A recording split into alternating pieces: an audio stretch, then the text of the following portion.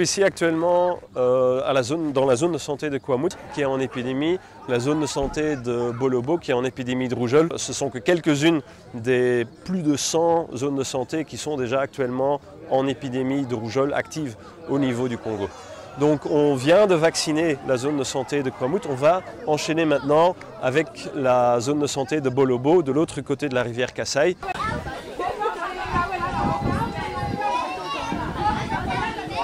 Une des causes principales, c'est clairement le fait qu'il n'y a pas une couverture vaccinale qui permet d'éviter les épidémies. Alors les causes de cette faible couverture vaccinale, il y en a plusieurs, mais la cause principale, c'est les difficultés logistiques pour arriver à des aires de santé qui sont loin des bureaux centraux des zones de santé.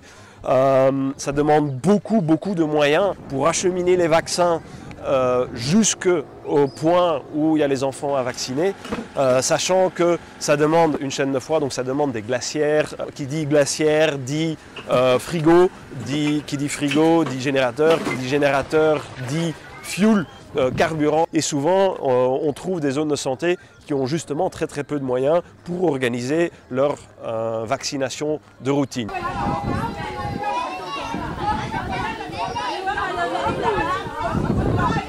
Donc avec MSF, on a décidé de créer un projet spécifique pour augmenter la capacité de riposte contre la rougeole. On a choisi l'axe rivière Kasaï parce que c'est un axe où il y a quand même pas mal de mouvements de population. Et l'idée, c'est qu'à partir d'ici, on va bouger petit à petit sur la rivière Kasaï pour vacciner les prochaines zones de santé, pour limiter l'expansion de l'épidémie. La stratégie qu'on utilise, c'est une stratégie qu'on appelle une stratégie coup de poing. Ça veut dire qu'on ne va pas nécessairement vacciner les zones entières, mais on va choisir spécifiquement les aires de santé qui sont les plus touchées, où il y a aussi le plus de morts, le plus de cas, et qui ont un risque de propagation.